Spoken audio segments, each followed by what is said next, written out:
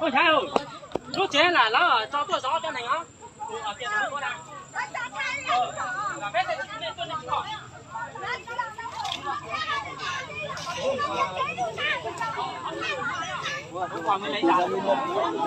Này, đây này hiện trường nát hết này. Chỗ này là em tôi họ sát hại chết này, còn cả thắt lưng này, chỗ này đã nát ung thối hết này. Ví dụ nếu làm bị đánh thì đứa nào đấy, em hiểu không? Đấy, nguyên nhân dẫn đến sự việc. Đây này không phải hôm qua đâu, cái này có đã 4 năm 6 ngày rồi.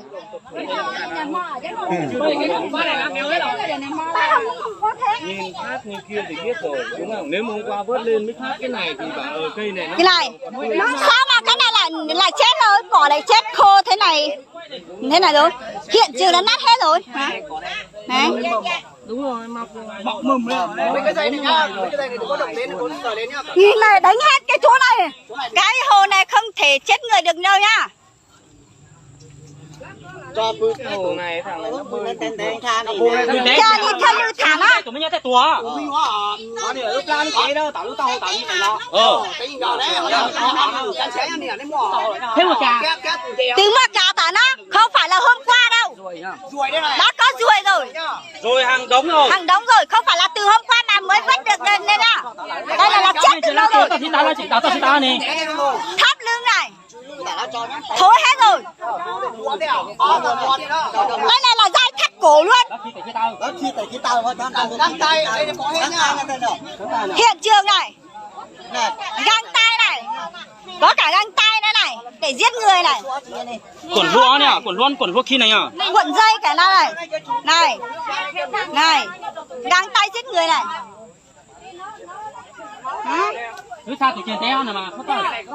Tụi tôi chờ tụi tiền teo cứ còn máu này à. Nó chỉ cả tôi mà. À cái tụi cứ chỉ có là tụi hổ này. Bây giờ cái vứt xác hôm qua với vứt xác này sao mà cái chỗ này nó thối nát hết rồi. Cỏ đây đã chết hết rồi. Cái cỏ này nát vứt cắt từ lâu rồi. Nên là nó cho hướng là tu thế thôi. Sao là luôn con tuần đây. Bên quân đội không thôi chính quyền chứ công an. Bây giờ mày mo để chúng có kè. Nhà mo là khoa. Cái cỏ này đã cứu hết rồi này. Sao tỏ đi lên một quay rồi không? Mày quay dùng thủ tỏ nhá, thủ tỏ ăn cho nó nào. Cái này. Nó chuột nó tao cùng để chung lại cho nó. Này. Cả dây này. Bây giờ chúng ta thì tua tàu lên. Ở đây này đu lục cao bạc, gan bạc, vó đi đó. Gan bạc để che người đó là hết đó, còn có cả dây thừng đấy á.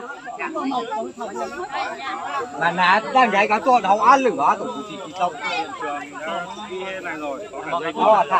cái chỗ này vừa vứt hôm qua này mà làm gì mà đã có.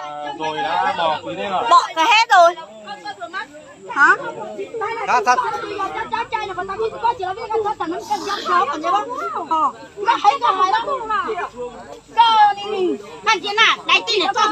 Này, cả dây thừng này.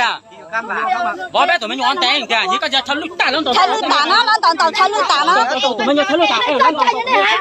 Tại sao không cho vào đơn vị nó tìm? Hả? Tại sao con tôi mất lâu đơn vị không tìm? Tại sao? Luôn nhỡ thế nào nó chỉ thấy thối hết. Các thứ ý kiến này dù các tờ thầu lầu này. Mấy thầu này đây là nó thối hết rồi. Nào đi mua hàng đi.